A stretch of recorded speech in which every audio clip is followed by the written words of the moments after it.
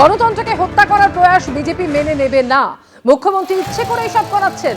প্রয়োজন হলে এখন থেকেই কেন্দ্রীয় বাহিনী নামাতে হবে বলে দাবি জানিয়েছেন সুকান্ত মজুমদার।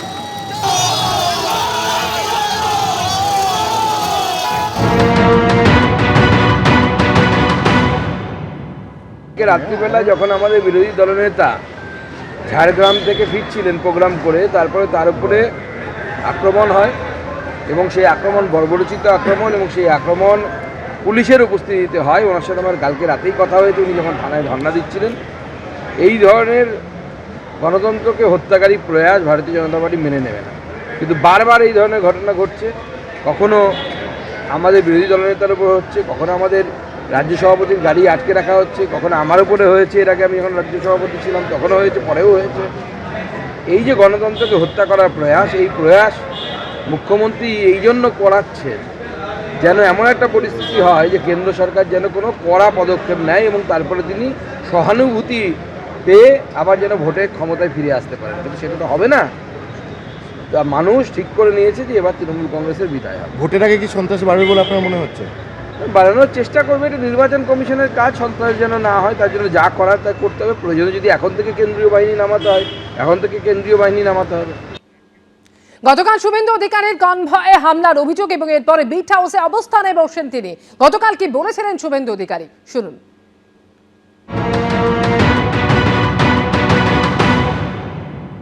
10 থেকে 12 জন, সামনে 8 থেকে 10 জন পুলিশ তাদেরকে কোলে করছে।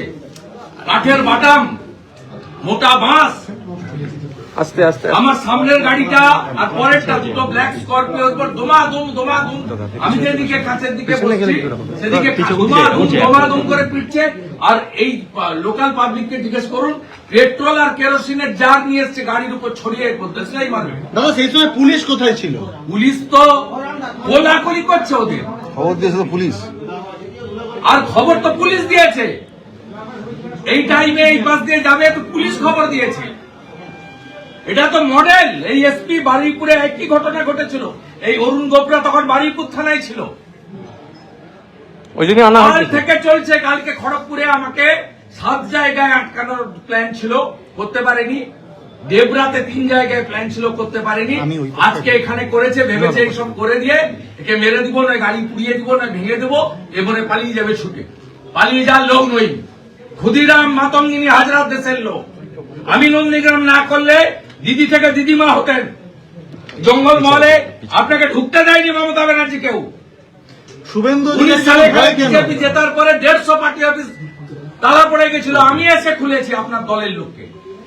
এই জিনিস আমি দেখিনি। আমি ছাত্র রাজনীতি থেকে এই এলাকায় রাজনীতি করি, কাজকর্ম করি, মানুষের সঙ্গে সম্পর্ক। আমি এই জিনিস দেখিনি। এইরকম নোংরা আর সব নন টিএমসি লিডার, যুব মোর্চার প্রেসিডেন্ট দেবাঞ্জন, ট্রেড ইউনিয়নের প্রেসিডেন্ট দেবকুমার, পঞ্চায়েত সমিতির ঠিকাদার বাণীব্রত, ওদের গুন্ডা নেতা শাহরুখ খান। দাদা কতক্ষণ বসবেন এখানে? আমার প্রথম কাজ ছিল এফআইআর জিডি করা, নইলে বলবে কমপ্লেন নেই। আমি রিসিভ করেছি। আমি এফআইআর নাম্বার নেব এবং অ্যারেস্ট ডিমান্ড করেছি। পুলিশের বিরুদ্ধে অভিযোগ করেছেন শুভেন্দু অধিকারী। আর পুলিশ কি বলেছে গতকাল, শুনবো।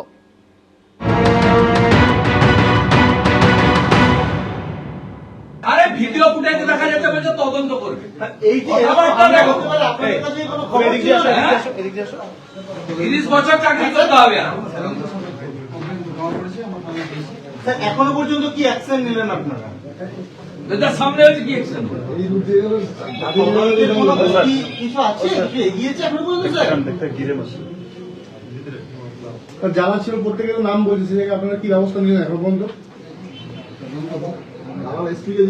ভিডিও তো দেখা যাচ্ছে যে পুরো সেই জমায়েতের খবর আপনাদের কাছে ছিল। থানার থেকে তো মাত্র 200 মিটার দূরে।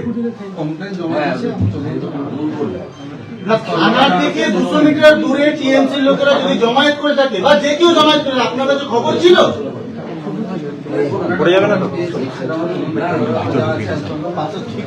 যখন ঘটনা ঘটে তখন আপনারা পুলিশ কোথায় ছিল?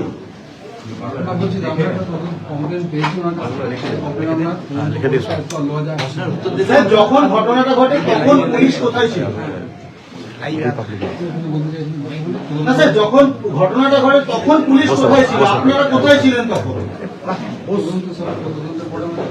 স্যার তদন্ত তো চলছে, কিন্তু ঘটনা কিভাবে ঘটলো এত বড় ঘটনাটা? আপনার পুলিশ ইন্টেলিজেন্স ফেল করলো?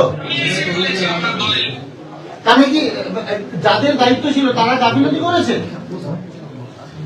স্যার আপনি তো চার্জে, আপনি তো স্যার চার্জে কমপ্লেন দিয়েছেন, আমরা স্যার কোনো ফুটেজ কালেক্ট করেছেন? আর এই শুভেন্দু অধিকারীর কনভয় হামলা প্রসঙ্গে তৃণমূল মুখপাত্র অরূপ চক্রবর্তী তিনি ভিডিও পোস্ট করে দাবি করছেন যে সিআরপিএফই মেরেছে। জয় বাংলা স্লোগানের দৃপ্ত কলরবের সঙ্গে সোচ্চারে চোর চোর চোরটা ধ্বনি।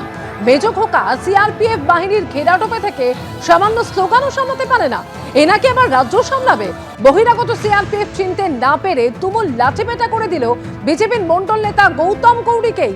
সে নাকি আবারও সম্ভাব্য প্রার্থী বিজেপিরই। সবাই মমতা বন্দ্যোপাধ্যায় হয় না, হওয়া অত সহজ না। কাক ময়ূরের পালক লাগে যতই সাজুক, দিনের শেষে সে কাকই থাকে। আজ শুভেন্দু হাড়ে হাড়ে টের পেয়ে গেল সেটা, আবারও সোশ্যাল মিডিয়ায় পোস্ট করে এভাবেই আক্রমণ শানিয়েছেন তিনি।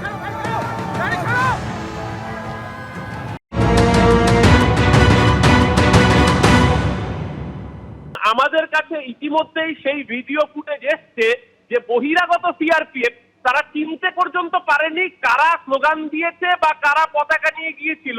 সিআরপিএফ এমন লাঠিপেটা করেছে যে বিজেপির ওখানকার মন্ডলের সবচেয়ে সিনিয়র নেতা গৌতম কৌরি, বিজেপির নেতা গৌতম কৌরিকে ফেলে সিআরপিএফ লাঠিপেটা করেছে। জয় বাংলা স্লোগান দিয়েছে সাধারণ মানুষ, শুভেন্দু অধিকারী সিআরপিএফ কে নির্দেশ দিয়েছে লাঠিপেটা করতে। উল্টে সিআরপিএফ বহিরাগত, তারা চেনে না কে তৃণমূল কে বিজেপি কে সাধারণ মানুষ। বিজেপিরই নেতাকে গৌতম কৌরিকে লাঠিপেটা করে আহত করেছে। তারপরে সস্তার নাটক করতে শুভেন্দু অধিকারী এখন চন্দ্রকোনা থানায় গিয়েছেন, কারণ উনি শ্রমিক ভট্টাচার্য, সুকান্ত মজুমদার, দিলীপ ঘোষদের থেকে টিআরপিতে কিছুটা পিছিয়ে পড়েছেন।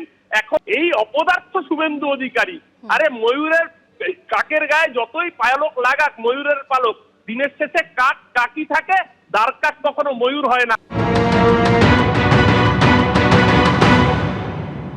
সিআরপিএফ মারবে কেন? আমার হাতে বিজেপির পতাকা ছিল, সিআরপিএফ জানে তো এটা বিজেপি কর্মী, নাহলে তৃণমূলের হাতে তো বিজেপির পতাকা থাকবে না। আমি বিজেপির পতাকা নিয়ে আমি দাদার কনভয় পাস করে দিতে দিয়েছিলাম। যে মুহূর্তে আমরা জানতে পারি 5 মিনিট আগে আমরা ওইখানে ঘটনার চক্কর কাকতালীয়ভাবে আমরা চা খাচ্ছিলাম, আমাদের একটি কর্মসূচি সেরে এসে ওখানে চা খাচ্ছিলাম। প্রথমে বুঝতে পারি না কী ব্যাপার, এত জমায়েত করছে কেন ওরা। তারপরে আমার কাছে একটা খবর আসে যে শুভেন্দুদা এই রাস্তা দিয়ে পেরোবে, ওরা বিক্ষোভ দেখাবে, শুভেন্দুদাকে বিক্ষোভ দেখাবে শুনেছিলাম। তারপরে দেখতে পাচ্ছি পেট্রোল, কেরোসিন, রড সব কিছু জমা রাখা আছে। তখন আমরা কিন্তু একদম, আমাদের হাতে আর সময় ছিল না, আমাদের আরও কার্যকর্তা এসে পৌঁছে গেলে ওদেরকে আমরাই সাইজ করে দিতাম।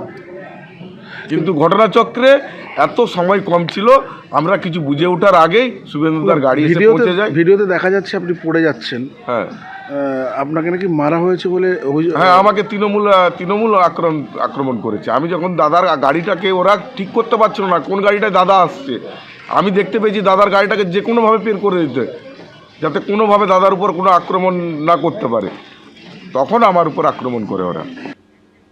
ইতিমধ্যে আপনারা জানেন যে এসআইআর নিয়ে মুখ্যমন্ত্রী মমতা এবিপি আনন্দ এগিয়ে থাকে, এগিয়ে রাখে।